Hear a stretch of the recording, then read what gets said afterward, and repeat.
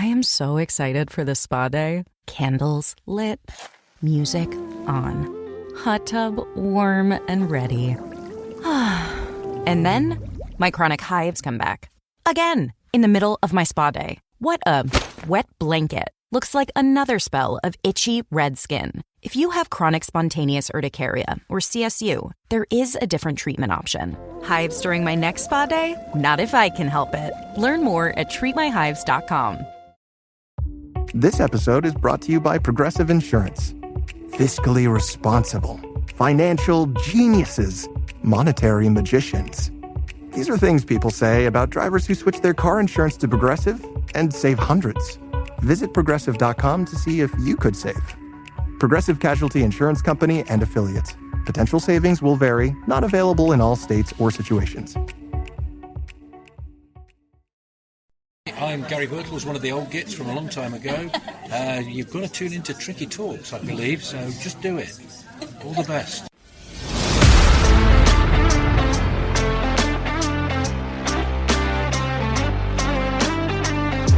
Robertson, the first time we've seen them attack them, and there's Francis! Well, that's what I wanted to see Robertson do. And still Robertson, getting his shot in, and a goal! Robertson!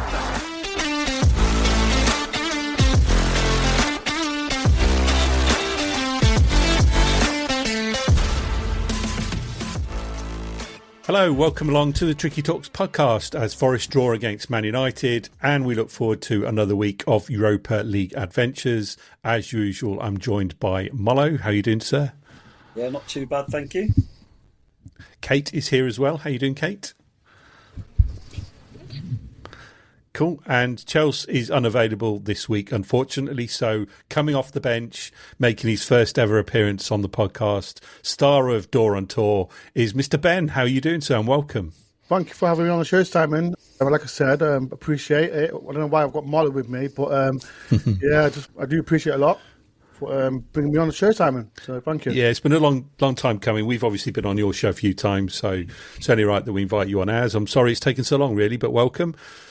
But before we start, do want to acknowledge the sad news that happened over the weekend with the passing of Colin Addison and Willie Young, two former Forest players, and a round of applause was seen at the game on Saturday. But we also do want to acknowledge the sad events that happened on the train coming down after the Forest Man United game, in which a number of Forest supporters were involved. Sympathies to everyone involved is shared by all of us. And I know, Mollo, you want to say a few words on that as well, don't you?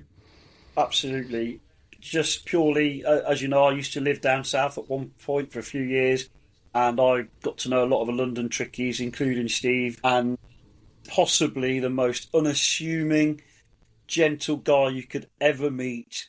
Always see him in the Lord when he's at a home game. Always have a chat with him. You see it, everyone who's been going away for a long time would recognise him. He's usually there at away games.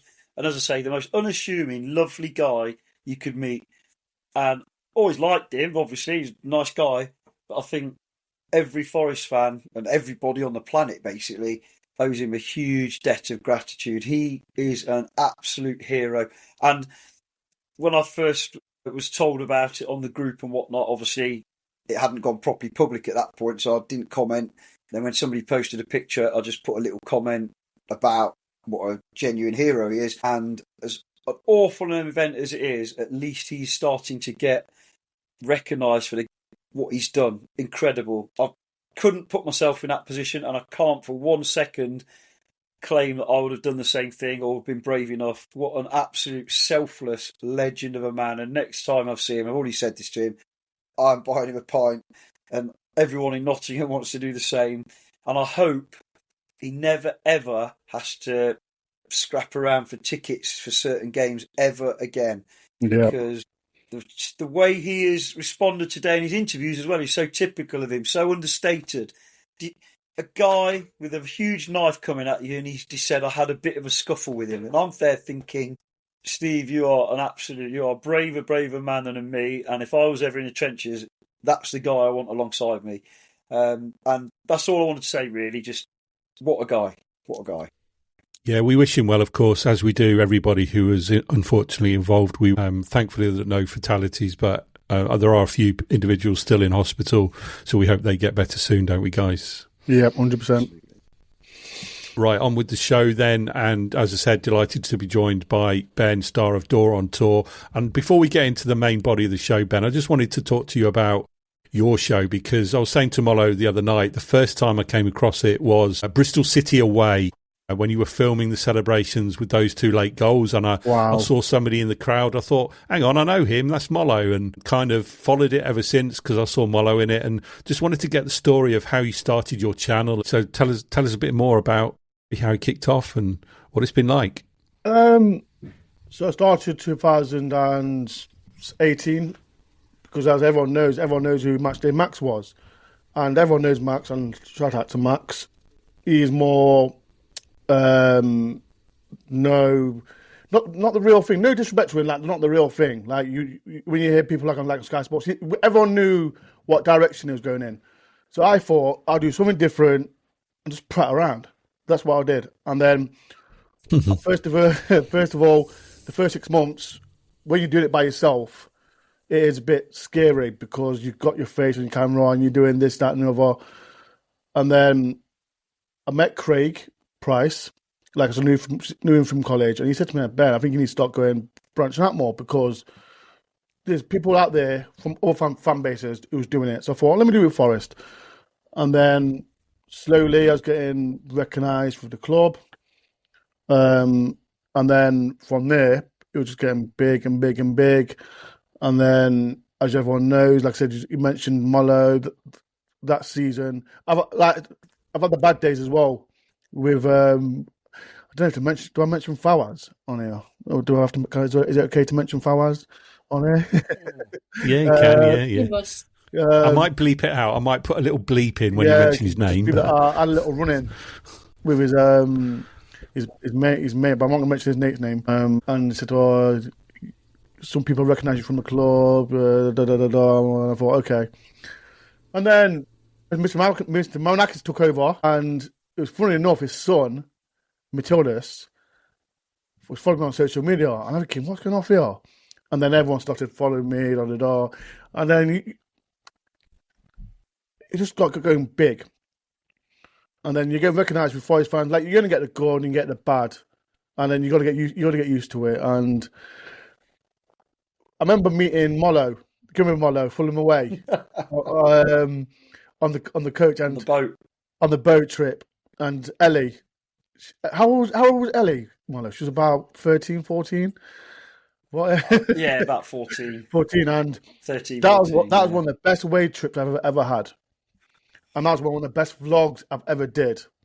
That was a top 5 vlog. That was a great day, and since then, it's just been like everyone knows. I've had my ups and I've had my downs, being a content creator and a YouTuber, but I've enjoyed every single bit of it. And now, since 3 years ago, we've got Premier League.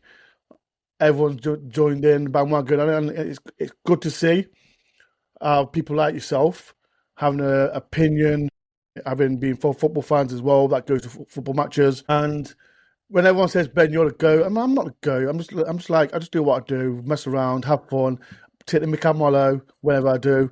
It's been a great journey. I've met so many good friends as well, like Craig, Malcolm. I can mention so many names like Des, like Mollo, everyone. I can keep on going, but like I say, it's been a great journey over my channel. It's like it's a brand. It's a brand, and when you put yourself out there, when you're in that screen, and I've said to Mollo, I said this to Ellie as well. Like I'm proud of Ellie what she's done for what she did for herself, and now Kate. You see them both on Sky Sports promoting Garibaldi Girls as well. I like to help out. Like I said, I want to mention Des as well. Like Des is doing his own thing as well. I want to help people. That's the most important thing, and it's good to see like yourself and other platforms, Forest channels as well, doing well. I might hate one, but yeah, listen, it's good to. Word. No, just like it's been a great journey, Simon. Fantastic journey for me, and like I said, if you want to be successful in this football content creator world, then just do it. Just do it. I'll ask a question, Dore, as you are the guest today, and the other way around.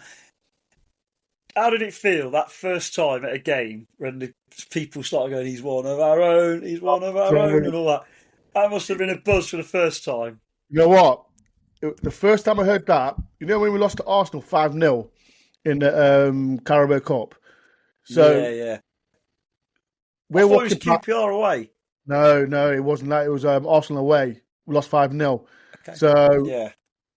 As you know, AFTV, I'm walking past, and all I heard from Malcolm and Craig, Ben, I'm sure I can hear Dour On Tour is one of our own. I'm like, no, I can't. I'm hearing things. So 10 minutes later, someone sent me a video shouting, "Dour On Tour, he's one of our own." Yeah. And I'm shouting back. I'm like gassed. I'm like, what the? And all you hear from AFTV, if you watch on the AFTV channel, at the background, all you hear is, "Dour On Tour, he's one of our own." And all you hear, who the F is Dour On Tour? And since then, so everyone knows who I am. And like I said, for me, like I said, you put yourself out there, it's you're going to get the good and you're going to get the bad. But you need to have thick skin to do this. And I've gained so much good relationships. There's one guy I want to mention, rest in peace to Kevin Campbell. He gave me so much advice out there because he said to me, when you put yourself on that TV screen, you're going to get the good and you're going to get the bad. And if it wasn't for him, I don't think I would have carried on. And like I said, I've met so many good people like Dave Phillips, Chris Williams, Ian Wone, who's my idol at Mollo, as you said again. It's good to see me and my idol players from the 90s through my channel. And through lockdown, I interviewed 16 ex-Forest players. 16. Everyone says to me, who's my favourite? There's no favourites. Each one's my favourite. Just interviewing a Forest player. And it's been like amazing journey. And one day I'll say I'll quit. But right now I'm just enjoying it. I'm getting to all like Mollo and all that. So listen, I want all 4 channels to be successful. I might have issues with few, but I want all channels to be successful and just do well.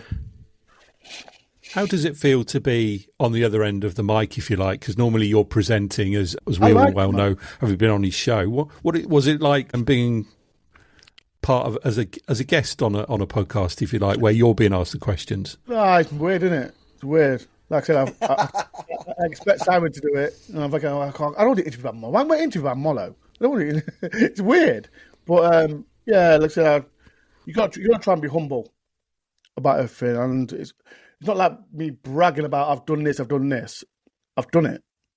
Like I remember when Mollo know this, when Kevin Campbell came to Nottingham Forest, it was like a 3-day bender I was on with him. Yeah. And and that time, that when you do that, them moments I had with him and other Forest players I did, it was just an amazing journey. That being on the other side of the interview, Kevin Campbell was interviewing me. I'm like, what the? Am I interviewed by a legend? And, I remember that.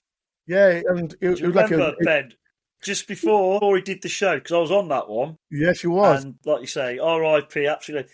He said just before you started saying, right, let's do this a bit differently, Dore. I'll ask a few questions. You were like, whoa!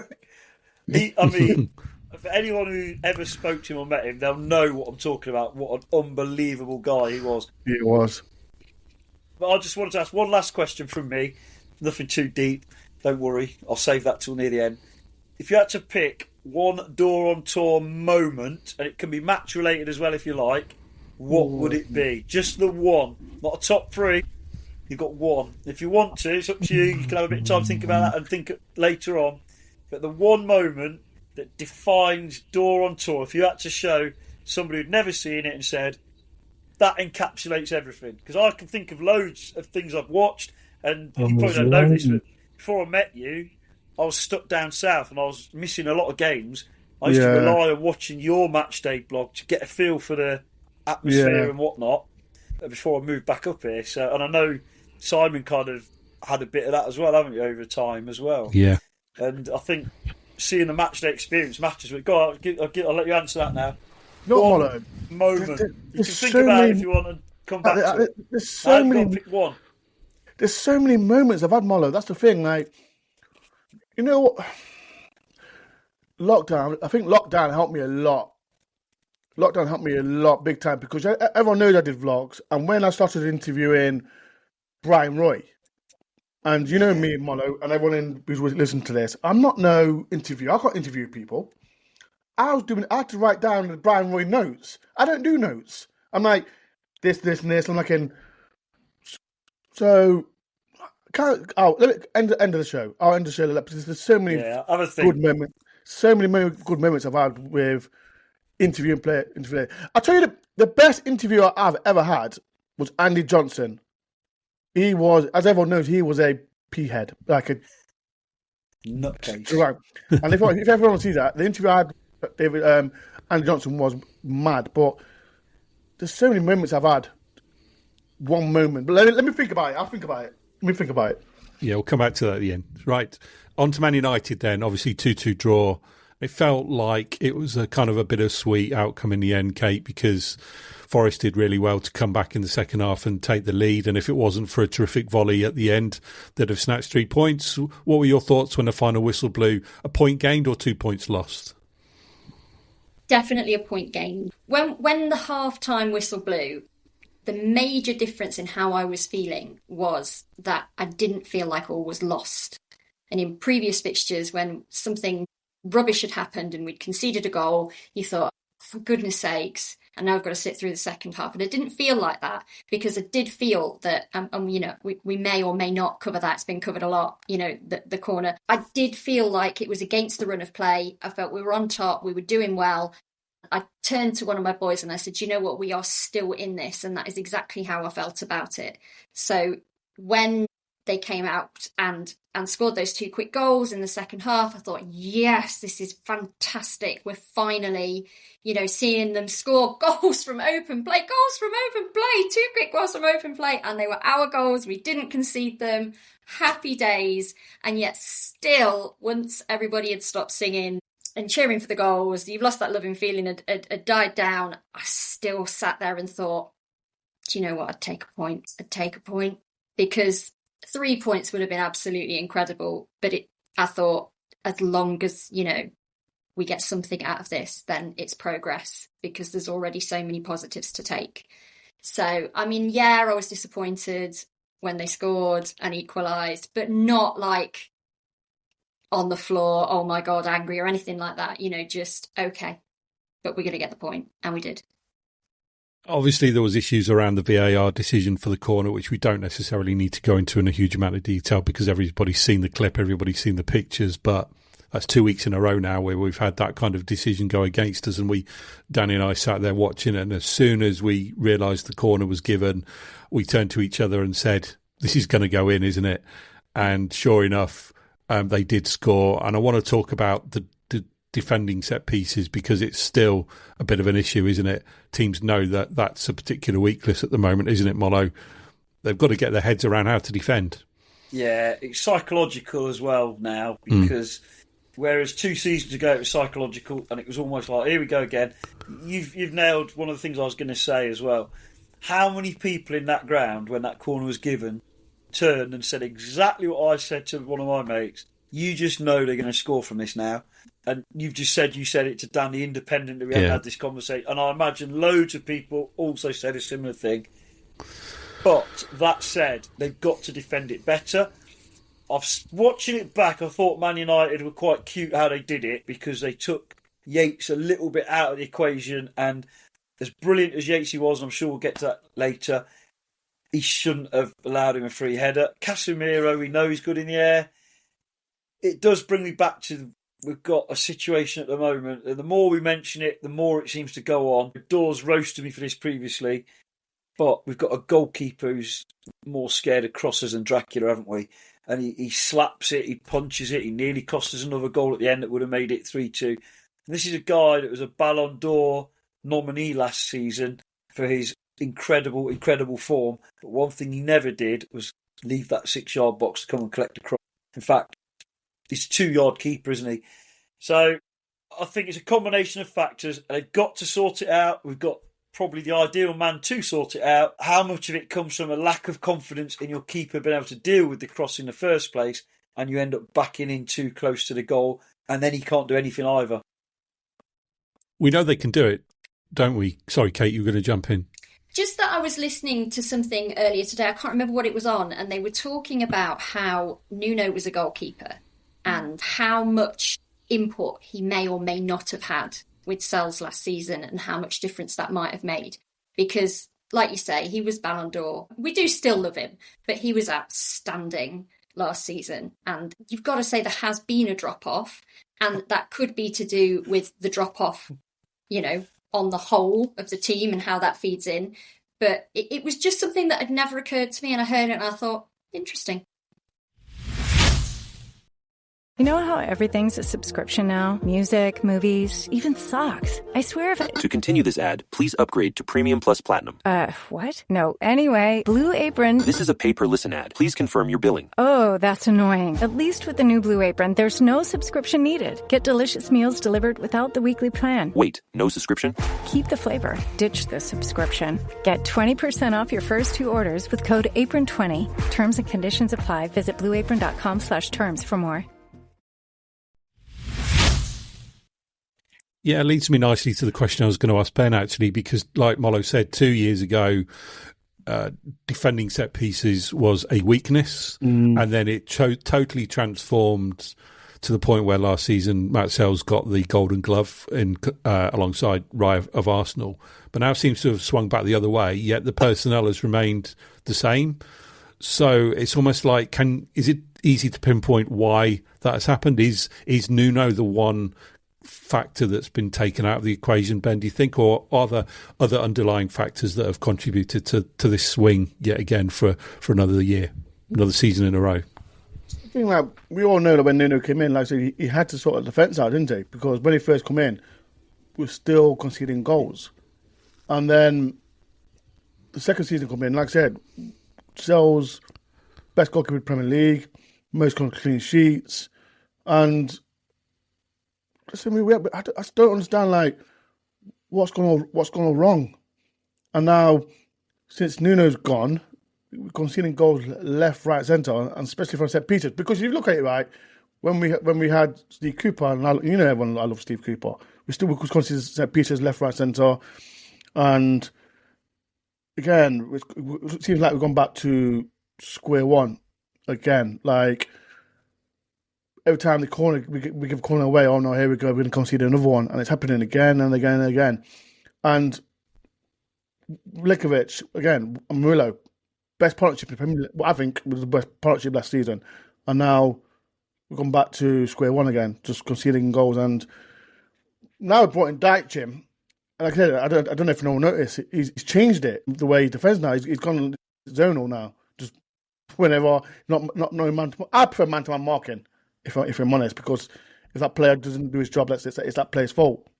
So again, with the first goal, we can moan and moan about the referee and officials again. Why are we not defending that Casemiro goal? Yes, it was right, it's his fault at the start, and the second goal as well. Why is no one marching Ahmad edge of the box? Why I'm not doing it? And I think we've got a manager in Dyche. I think, personally, I know it's early days, I think we'll stay up. I think he'll find a way of what certain games that are winnable, I feel. And listen, we're going to have more ups and downs. And I think the first thing we have to sort out is set pieces and corners. Because if we don't, we all know the team who's 17th, I think it is, they're going to fade away and we're going to be in more deep trouble. But we've got to have faith. We've got to have faith. We all knew from the start having European football and Premier League football is going to be a major, major factor. And I said at the start of the season, we are going to be mid-table, maybe even finish 17th. I'll be happy with 17th. Look where we are now. If we finish 17th, and do well in the European Europa, I still feel it's been a successful season. But time will tell, and just hope Sean Dyche sorts out the defence. Yeah, one thing he couldn't really do much about, other than potentially closing him down, like you say, was Ahmad's volley at the end. It was a terrific strike. The keeper didn't really have a chance to save it, I don't think. But it was the typical finish I was expecting as well, with Forest seemed to be hanging on at the end. And if it wasn't for deja vu with Murillo clearing off the line from another good volley by Ahmad, I think we'd have been facing a defeat. So it was uncanny, the parallels between this season and last season, wasn't it, with Murillo having had 2 goal-mouth clearances. But any optimism, Mollo, going into the Leeds? Obviously, we'll talk about Graz in a moment, but the next Premier League game is Leeds. Any glimmer of a hope that they can get a result against Leeds? I think there were lots of positives to take from the game, weren't there? I think one thing that seems to have been glossed over in the media, certainly not by Forest fans as well, is at 2-1 up, how on earth is a penalty not given when he rolls the ball down his arm, and then when it gets to the end of his arm, he flicks it away? I don't care that it hit his shoulder first. That doesn't mean it hits your shoulders, you can practically catch it. So, and that was at 2-1 up with about 11, 12 minutes to go. If that's a penalty, and of course we then score it, because no guarantee, because obviously that keeper's the best keeper in the world now. He's played 3 games for Man U without making a massive mistake, even though he didn't look particularly good to me. You're not Man U fans alike. And of course they've obviously already signed Anderson in their heads in January because he played well against them, because they're that arrogant. But 100% positive, because if you forget the table, I know you can't long term, if you forget the table, that was an amazing point. It's just unfortunate the way other results have gone. And secondly, you watch that whole game, which I obviously have now twice, we were the better team by far. They never opened us up in open play. Ben spoke about the 2 centre-backs a minute ago. They were absolutely, completely dominant. And their wide men, who are fantastic players, outside of the set pieces and the handball, didn't destroy our fullbacks at all, like I was nervous could happen, because Mbeumo and Ahmad are terrific young players, or not young in Mbeumo's case. So the positivity's there, but, and there's always a but, I'm afraid, it has to be where we back up performances now, because there was a lot of positives from Porto, and we miserably failed to back it up, with lots of reasons we've gone through before. Now we've had a really positive performance with a really good point. We've now got to back it up in the league, but also, and when we get onto it, a lot of questions about what happens on Thursday night as well. We've got to back it up. And one thing I'm really pleased that I did call in the build-up, and you probably remember this, is, and I think it's said to you as well, Dore, I can't see our 2 centre-mids being that bad again. I think we'll overrun Casemiro and to an extent Fernandes, who got deeper and deeper.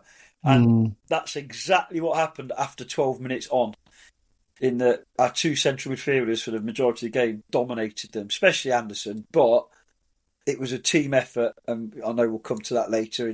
The other positive is, and it's just sound like a weird positive because I wish Douglas Luiz was fully fit and firing, but the positive is the next man up in Sean Dyche's arms is clearly Yatesy. And that is a big positive, because we all saw why on Saturday. Kate, I was going to ask you about Douglas Luiz. Is it a bit of a concern he didn't last very long, because he came in with a bit of a reputation for having niggling injuries and missing time? We're starting to see a little bit of that now, aren't we? Yet when he plays, he's really good. Any concern for you on Luiz and his constant niggling injuries? It certainly would appear that his minutes need to be very, very carefully managed. I heard again today that he has some kind of a condition. I can't remember what it was. I was in the car and I didn't have time to write it down. That might explain some kind of muscular thing going on, which might explain why he does spend so much time injured. You know, a lot of people have said, is this why we managed to sign him?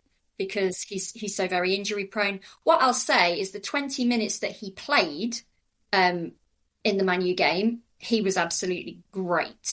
He was absolutely brilliant.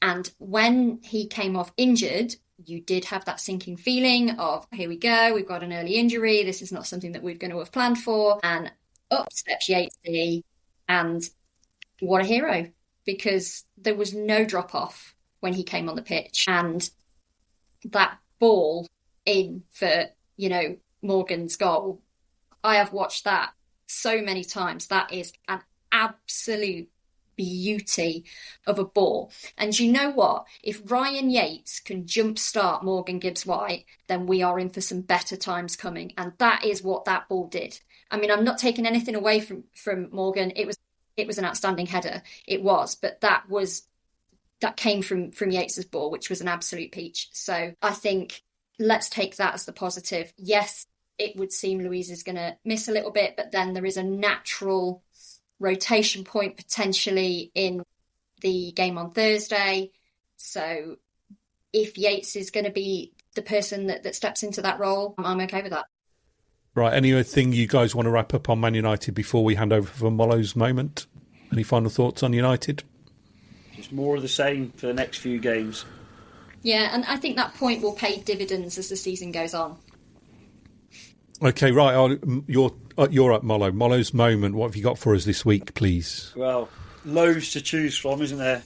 Whether it be goals, tackles, or one of the 11 interceptions in the middle of the pitch where Ando regained it. But for me, I'm going to take the obvious choice, that first goal in open play for about 300 years or whatever it is. plus the way, it was a really nice goal, really good build-up. I couldn't have been happier about who scored it. You know, sometimes people want to be proved right for negative reasons. I'm so pleased I've backed Morgan in the last couple of weeks when some idiots have said, and we've all said it on here, haven't we? There's no chance he should be dropped. And he was really, really good anyway, but what a header and what an assist. Nice, simple, put the ball in the right place. That man again, Yates in. The build-up was really good. And it was, to quote back to something we mentioned earlier, it was a bit of a Bristol City moment where my head nearly fell off.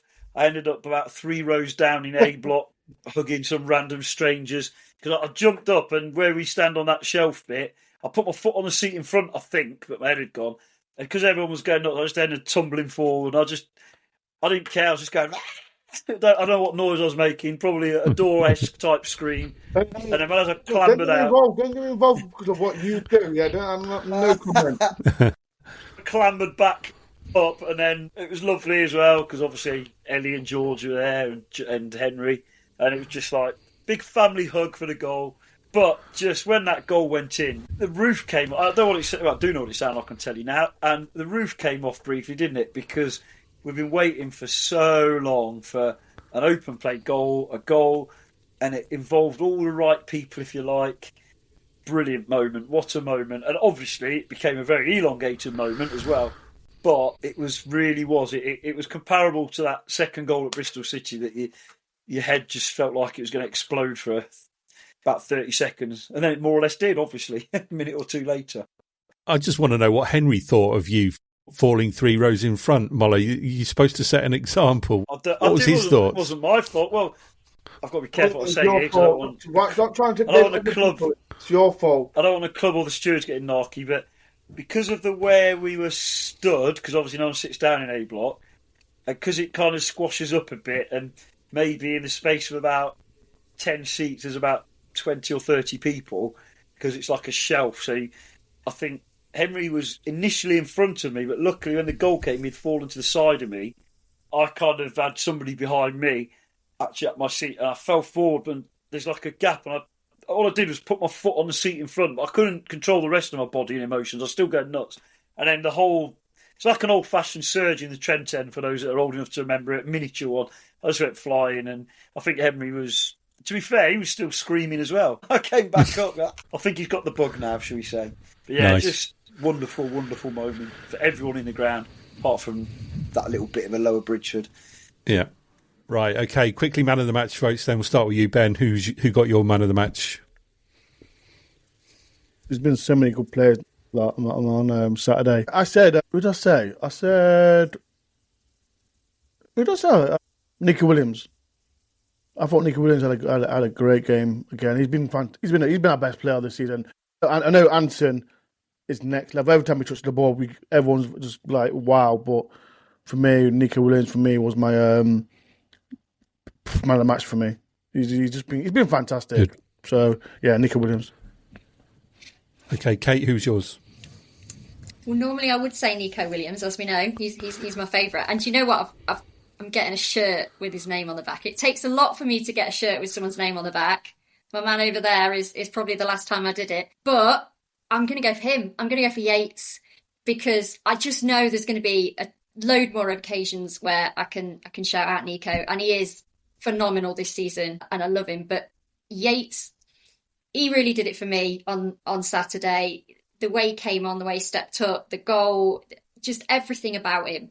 He was classic, top-notch Ryan Yates on Saturday. So for me, Yatesy. Mollo, who are you going for? Again, like they've all said, it was a tough one. I thought Nico is Mr. Consistent. That's why he's been our best player, like Dore said, because he hasn't had a single average game, has he? He's been 7.5 to 9 out of 10 every game. However, and this is controversial now, I'm agreeing with somebody else, I'm going Ryan Yates, but for slightly different reasons. Mine is slightly more technical, because I thought, and I know it doesn't tie in with what other people, I thought Douglas Luiz was all over the place in that first 12 minutes before he went off. And when he was injured, I turned around and said, you know what, that might not be the worst thing in the world. Because Yatesy came on, shored up the midfield. Everyone gets obsessed about how hard he works, how hard he tries, how he winds up the opposition. He barely gave the ball away once in the whole game. I don't 100%. Care if it was a 5-yard simple 100%. Pass or a 20-yard sideways pass. And I've said it a million times, and we know one of our very good friends on the other side of the world can't see it. But when Yates is on the pitch and, you know, not dipping in and out of games every few games like he was with that Ange, when Yates is on the pitch, the players around him perform better. And that's just a fact. You just have to look at the stats from Yates' Forest career. You just have to look at our time in the Premier League. You have to look at our amazing run last season where we were beating everybody in front of us. And, of course, it's not just down to Yates. I don't mean that for a minute. That he does the simple things. He keeps possession. He gives it to the players who are supposed to play. And he did that brilliantly on Saturday. Even though Anderson was off the scale brilliant, I'm still going Yates, because would Anderson have been that good if he was his midfield partnership before? I'm not saying he wouldn't. That's for me, Yatesy. And all the things we know he does, he did as well. But brilliant. And he stopped that midfield doing anything to us. Yeah, go on, Ben, just quickly. Can I just echo about Ryan Yates? Like I said, what you said, Mollo, about when he come on for Douglas Luiz, I said to myself, you know what, he's got to be on it. He's got to be on it, because if he don't, like someone like Sangare or Dominguez is going to replace the next game. For me, when he got that assist, I said to myself, I said to my friend, listen, that's the Ryan Yates we know. That's Ryan Yates we know. Comes on, winds up players, especially Fernandes and Casemiro, and he does the basics. He doesn't do know what Anderson does. I don't know if you lot notice, Anderson's bollocking Ryan Yates sometimes on that pitch, because I think sometimes he won't turn and that. But for Ryan Yates, I love Yatesy, and I'm going to nip that top off you, Katie. I'm not going to lie. I love Yatesy, and but yeah, for me, I can talk about Yates for that whole hour, but I'm not. Right, I'm going to go for Savona. I think he deserves some recognition for scoring his debut goal at the City Ground. I think it was a cool finish, great positioning, and I'm generally getting more and more impressed with him the more I see. He's more than a capable fill-in for Zinchenko in that position, and I look forward to seeing much more of him, because I think he's settling down really well. And you only had to look at the celebrations after the goal that the team have taken to him as well, and he seems to have settled in quite nicely. So he deservedly gets my man of the match, does he? So, right, we're going to go on to the quiz, Kate. What have you got for the three of us this week? Do you know, you would think that we rehearse this, but we don't. So, Savona is the first Italian to score a Premier League goal for Forest.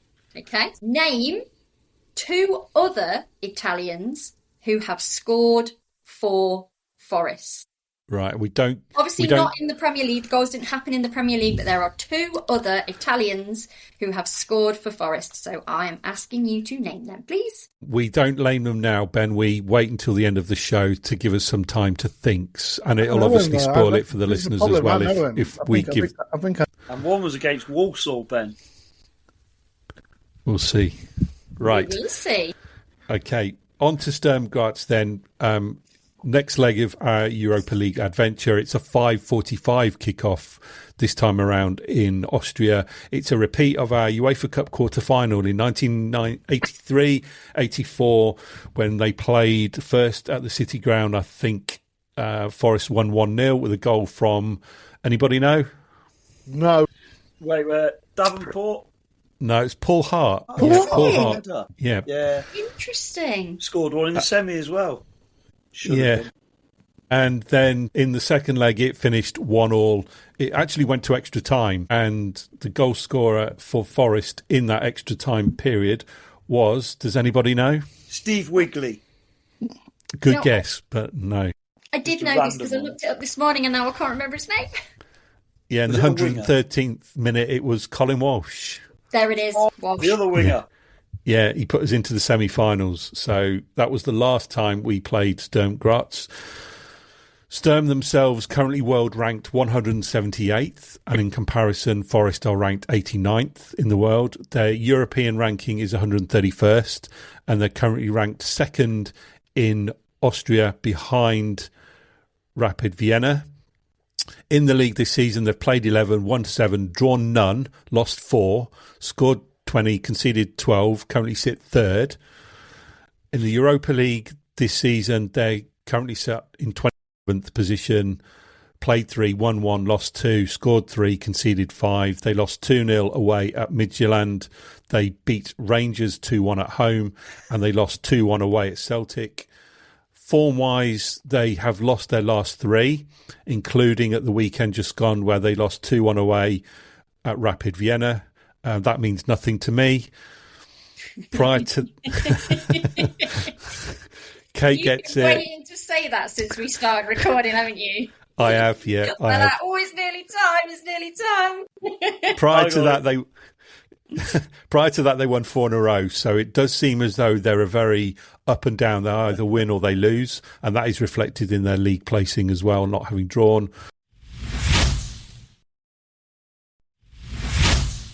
Guys, it's an opportunity, isn't it? I see. It's a good opportunity to continue that winning theme after following Porto. What are your expectations? I guess you three are going over for the game. You're all travelling over. What are you? Are you thinking it's a game Forest can win? Start with you, Kate. I think it's a game Forest can win, yes, and I think it's a game that I'm going to enjoy watching very, very much. There's been a lot of talk around where our priorities should lie with Leeds happening at the weekend, and I think I said something similar to this in a comment on your stream yesterday, Ben. My logical brain tells me that 3 points against Leeds is absolutely where the priority should be, and the team should reflect that. However, when I am standing there in Austria with my little lad and we are watching them come out, I am going to be all in for a win. So I think we can. I hope we do. I'll take a point. What about you guys, Ben? Are you hoping for a Forest win, or would you take a point as well? Listen, I'm not travelling over there just to get a bloody point, man. I want to go there and travel and get bloody 3 points, man. I'm not wasting, I bet it's cost me, Kate and Mollo, so much money to go there. So, listen, jokes aside, the main objective is Leeds next Sunday. I want a good performance on Thursday. And I want to win, because I want to win it. I want to win Europa League. That's the main thing, because we all can say, well, we can finish 17th in the Premier League and win Europa. I'll be happy with that. So listen, I personally think we'll make changes on Thursday, if I'm honest. But at the same time, the main objective is Leeds on Sunday. But listen, I want to go there. I want to go there and win. Sorry, Kate, I've got to disagree with you. I want to go there and win. I don't want to win. Because if you look at Sturm Graz, like they lost on Sunday. I think it was Sunday. I think they've lost back to back. I think I surely have, but in the league. So why not? Yeah, they've lost the last three. Yeah, the last three. So listen, funny enough, I spoke to a Sturm Graz fan this morning, and they are worried about it as well. Even if our form's not been great, they feel they've got a tough task. Because they've not done well in the Europa. So listen, I want to go there. It's going to be tough, but I think we'll snatch it. But listen, Premier League is bread and butter and all that. So listen, I'm not travelling there all the way there just for a point. I want to win there. I want to win. I'm sick of tired. Now, look. I want to like a first off performance that we did against Betis. If we can do that, repeat like that. I'd be happy, but listen, win there and I'll be happy. Mollo, you're obviously going over as well with just Ellie this time again? I'm Des. Okay, and you're taking the brand new Tricky Talks flag, aren't you? This is going to make its debut in on a match day. Yeah, that would be there on the day. I have to confess, I had to travel a long way to get it, but here it is now. Yeah, it's looking good. For my thing, my only concern is what Sean Dyche has done is breed familiarity with a consistent side. And how much do we wish Taiwo and Hutchinson were in the European squad right now? And it concerns me because he's going to have to make some changes. He's going to have to. I think he's suicidal not to. And my thoughts are, against my better judgment, that central midfield might need to change a little bit. And that brings in maybe Dominguez, who's an absolute quality player. Sangari in Europe is slightly less ineffective because he doesn't have to tackle much and he gets more space. But one of our million wingers, but it's the back four. They can't really do much to change that.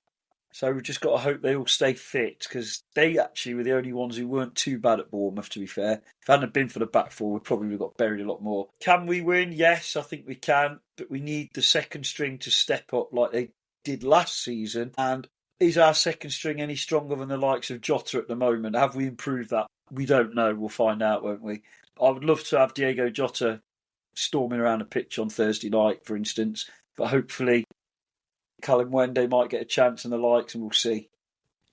I definitely think there's a place for Ryan Yates, given the injury to Douglas Luiz, and we're not sure what the state of play is with regards to his fitness in the short term. I think Ryan Yates deserves a starting spot. Like you said earlier, Mollo, he seems to be next man up, doesn't he, for Sean Dyche? And wouldn't it be great for him to captain his boyhood team in a European competition for the first time? 100%. Right, how are you guys travelling over? I'm interested to know what your travel plans are. Are you all flying? Are you driving? Are you getting the train? Oh, God. Kate, how are you going this time? Don't talk to me about cars. Good Lord. So I was working it out, actually. I'm going to have to get up at 3 on Thursday morning and then drive down to Stansted. And we fly out at 8 o'clock in the morning from Stansted. And I'm just trying to work out if there's any point in the day where I'm going to get myself a little nap or whether I'm literally going to be on the go from 3 a.m. until my head hits the pillow in the hotel room on Thursday night.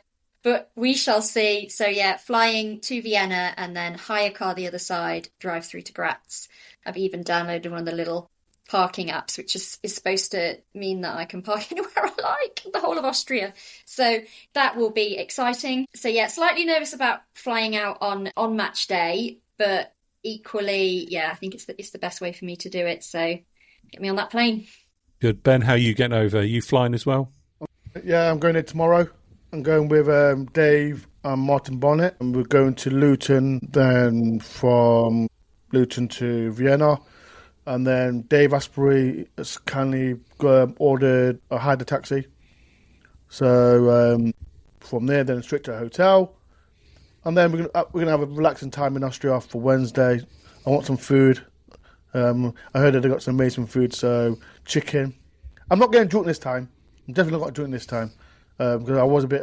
I don't drink. I'm not a big drinker. I don't drink at all. But European football, watching Forest. I'm going to act like Mollo, just be wasted. So this is what I want for. I'm looking forward to it. Like Betis was amazing, wasn't it? Betis was absolutely amazing, and this is going to be another amazing journey for me. Can't wait. I'm looking forward to it. I don't think I'll sleep tonight, to be fair. So that's why I'm just. I've got so much editing to do. I've got so much editing to do. So yeah, I'm looking forward to it. The only time I've seen Forest abroad, I was 12 years old, and I went to see Forest versus Bruges in the UEFA Cup first round, I think it was, or was it the second? Can't recall, but it was such a long time ago. Yeah, and I went to watch the first leg at home, which finished 0-0, and I was a Junior Red member at the time, and I won the half-time raffle for the Junior Reds to see the second leg for free in Belgium, and I flew over on a private jet with the Nottingham Evening Post, saw the game, and then flew straight back, got a couple of days off school, saw the team at the airport, got recognised in the stands. There was a guy said, I saw you on the front of the Evening Post. I was a Forest fan, so that was good. And then, how have you never told that story before? I was only 12, I think, at the time. I know that story. What year was that, Simon? Can't remember what year it must have been. God knows. Was it? Yeah, and he's older than me, Ben. I can see your brain thinking it is a year above me. Yeah. I was born in 1984. Bloody hell. I'm old. And we lost 1-0 in the second leg to an injury time goal, unfortunately. So flew home after seeing them lose in the last minute. Saw the team at the airport. It wasn't Bruges Airport. It was Ostend Airport, I think it was. We went, saw Brian Clough leading the team through security, flew home, and then got a couple of days off school out of it as well, which is great. So that's the only time I've seen Forest abroad. I'd like to see them again one day, hopefully this season. You never know. Turkey. Yes, in Turkey, absolutely. Right, Mollo, how are you getting over? Same as these guys, but flying Friday morning. The only difference is Des Tours is a Flixbus from the airport to Graz, and then because of the way it's fallen, sheer luck, because we never know, going to go straight to where we're staying, dump our gear, and then it's about 100 yards to the Radisson Hotel, where we've got to pick up tickets, and then should be hopefully out on the lash by about 3 o'clock. Keep an eye on Des. Des has said we're leaving about half six in the morning the next day to come home. Des said he's going out for a run before we go. He's a nutcase. I know he will. He will as well, just because it'll look mega on Strava. You can imagine on Strava running around, scratch up. Fair play. Might wave him off at the door. My Strava will be. That's it. Yeah, looking forward to it. Carry on with your prediction, Mollo. How do you think the game's going to go? Quick one. 1-0 Forest. Yeah, Ben, quick prediction. 3-1 Forest. Nice one. I'm happy with that. Kate, yours, please. Oh, I'm going to go in the middle then. I'll go 2-1 Forest. I was going to go for a 1-0 Forest as well. Definitely think they can win this one for sure. Right, coming to the end of the show now. We've got a few things to go through on AOB before we get to the quiz results. And those of you who listened to last week's show may remember we had an attempt to provide some horror or Halloween-related names for current and former Forest players, some of which were very tenuous, I have to admit.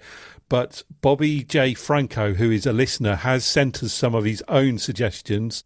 So thanks very much, Bobby, for sending these through, and I'll read some of them out. Yeah, read some of them out now, because they're much, much better than ours, I have to say.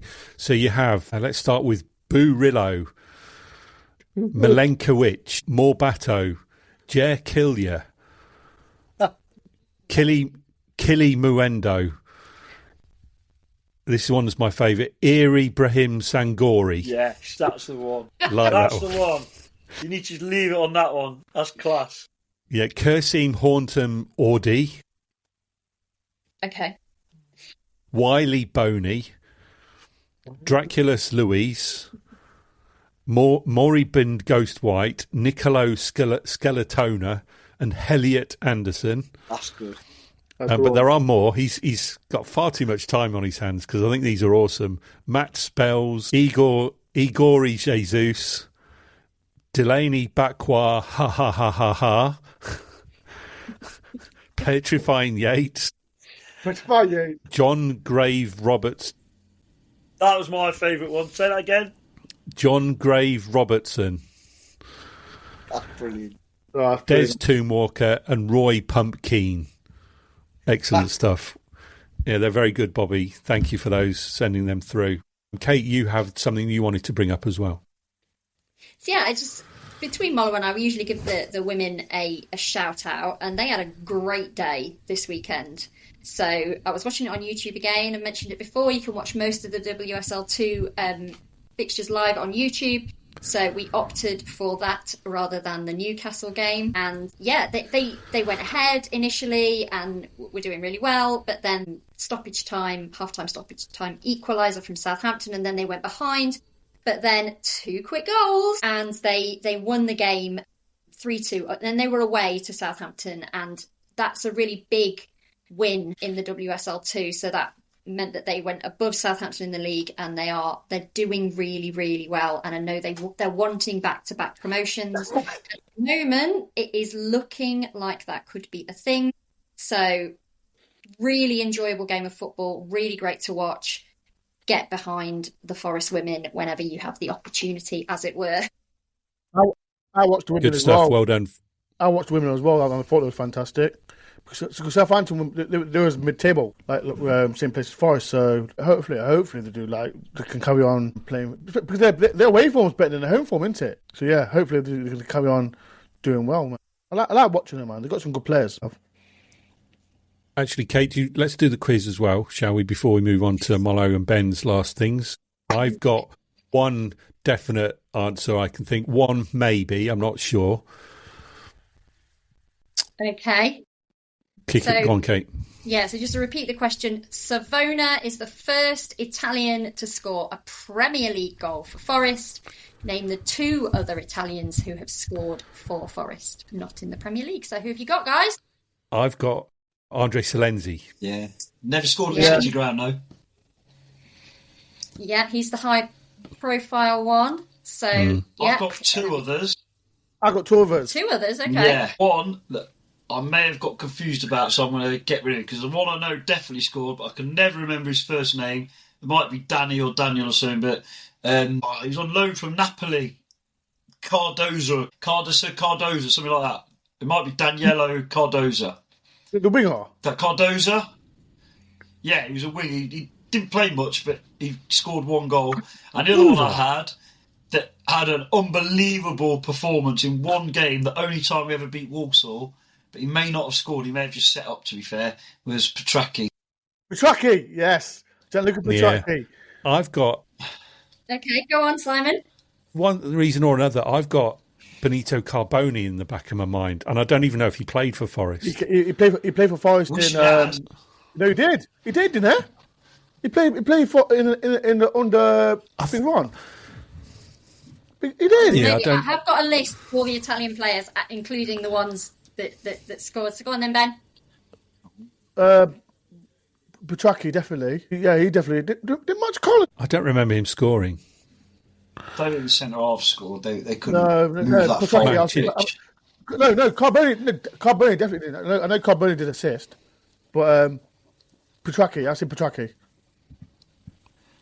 Right, no. Okay. Salenzi. Andrea Salenzi, you were quite correct. FA Cup versus Oxford. So that was 95-96 season. So he scored. Terrible signing. Known for being one of the worst ever, wasn't he? And he had a big nose. The other one is Nicolau Cardosa. Nicola. Does that count? I've got the last name. Well done, Mollo.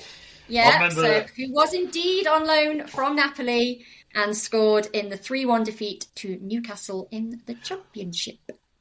So nice. Does it count? I can't remember his last name. Was that St James Park? Yes. Yeah. Yeah. Did somebody else score that day that didn't score any goals? That really rubbish. Can't think his name. I've got Federico Mancheda in 2016. Yeah, didn't he score. was terrible. Moreno Manini, 99-2000, didn't Couldn't score. run. Salvatore Machicano, 99. Class player, but only 01. played about 2 games. He got injured, didn't he?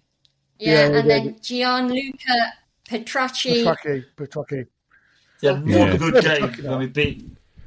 We had one good game, didn't we? When we beat Walsall 4-1. So because we never used to beat Walsall, we thought he must be a world beater. Right, Mollo, anything from you to finish off before No, just leave the last word to Ben? No, just good luck to the boys. And I'm just going to say one thing, and looking forward to Chelsea being back for one reason, not because Ben's not been a great guest, but purely because 72 points. That's all I'm saying. Don't you mean 94 points, Mollo, instead?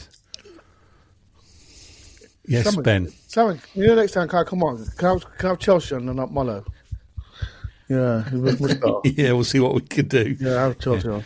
Yeah, just on that note, Mollo, I was looking at the Dour On Tour FPL League, and last time I looked, you were top, Mollo, I think. I don't know whether that's the case now, but you were. It's football knowledge.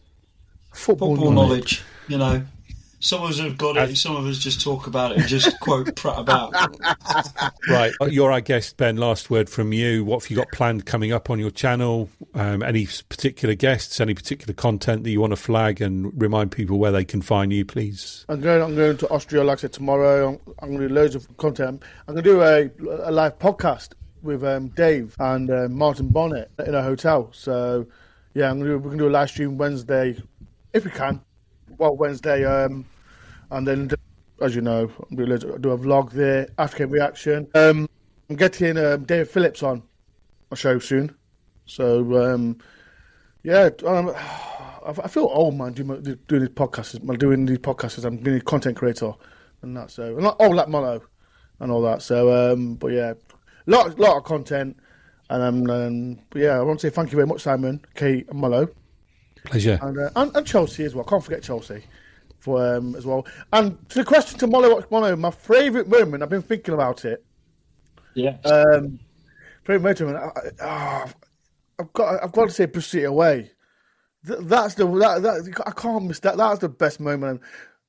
Being a content creator, like the whole Steve Cooper season, for being a content creator, that's the best I've ever had. And even meeting Steve Cooper.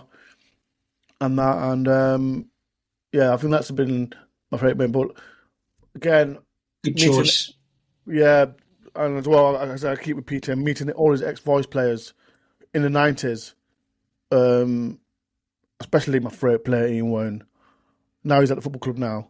He's been my, I was like a little kid at Sweet Shop, just meeting him. So, yeah. And Ian Woan, I don't rub it in, but Ian Woan did message me when he got the job. I did text him and he texted me back. So I don't want to rub it in. But yeah, thank you very much. You have to get Ian Woan on our show. Well, you have to get Ian Woan on to appear on the Tricky Talks podcast. You know what it is? I'll try and get some ex-players on. Like I said, Dave Phillips, top guy, top friend of mine. If people remember him, played the season, was it 94, 95 season? Yeah, top guy. So he'll be on my show soon. But yeah, Simon, I appreciate it as well for coming on the show. And make sure everyone likes this video, man. Everyone follows as well. Excellent. Thanks for coming on. That's a great point to end the show. Thanks, everybody, for listening. We shall be back with another show later in the week, reviewing Sturm Graz and looking forward to Leeds at home on Sunday. Bye for now.